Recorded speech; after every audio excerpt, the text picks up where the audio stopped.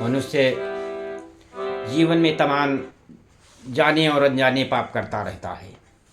कभी वो छोटे मोटे कीड़ों को मार देता है, कभी अपने को नुकसान पहुंचाने वाले बड़ों पशु पक्षियों कीड़ों मकोड़ों आदि को मारता रहता है।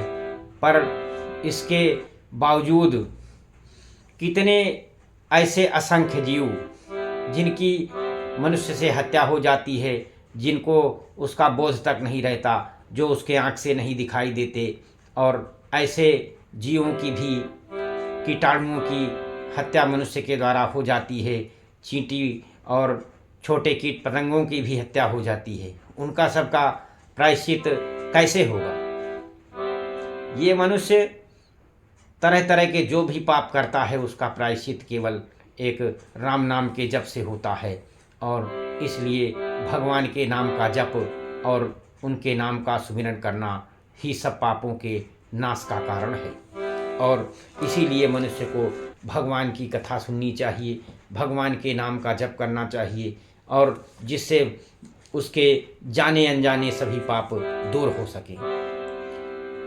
बाल कांड के जो शिव जी के द्वारा चरित्र भगवान राम का सुनाया जा रहा है, उसी के आगे की कथा सुनिए।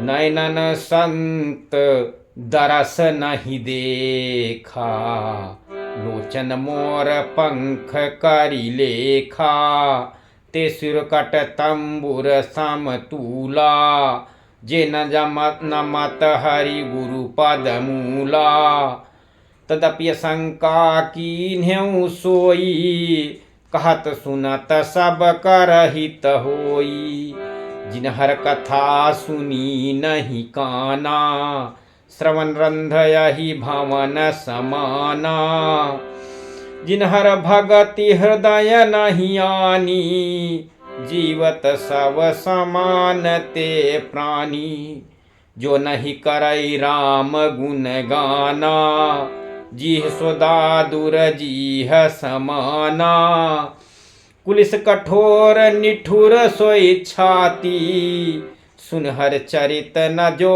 हर साती, गिरजा सुनहु राम कै लीला, सुरहित दनुज विमोहन शीला। श्री गोस्वामी तुलसीदास जी ने ऐसा रामचरित्र दिया है कि जीव को किसी वेद और पुराण की, मानव को किसी और भी पुराण की आवश्यकता नहीं है। केवल रामचरितमानस का अध्ययन करने से ही सारी तृप्तियों की पूर्ति हो जाती है। तो ये भगवान राम की पावन कथा है। फिर भी तुमने इसीलिए पुरानी शंका की है, क्योंकि प्रसंग में कहने सुनने से सबका कल्याण होगा। जिन्होंने अपने कानों से भगवान की कथा नहीं सुनी है और उनके कानों के छिद्र सांप के बिल के समान हैं, जिन्होंने अपने नेत्रों से संतों के दर्शन नहीं किए हैं, उनके वे नेत्र मोर के पंख पर दिखने वाले नकली आँखों की गिनती से हैं। वे सिर कड़ाई तूमी के समान हैं, जो हरि और गुरु के चरण ताल पर नहीं झुकते हैं। जिन्होंने भगवान की भक्ति को अपने हृदय में स्थान नहीं दिया है, वे प्राणी जीते हुए भी मुर्दे के समान हैं। जो जीभ रामचंद्र जी के गुणों का गान नहीं करती, वो मेढक के जीभ के समान है। वो हृदय वज्र के समान है और निष्ठुर है, जो भगवान के चरित्र को सुनकर कभी हर्षित नहीं हो। हे पार्वती, श्री रामचंद्र जी की लीला सुनो और वह देवताओं का कल्याण करने वाली और दैत्यों को विशेष रूप से मोहित करने वाली है।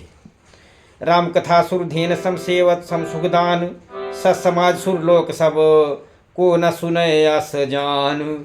श्री रामचंद्र जी की कथा कामधेन के समान सेवा करने से सब सुखों को देने वाली है, और सत्पुरुषों के समाज ही सब देवताओं के लोक, और ऐसा जानकर इसे कौन ना सुनेगा।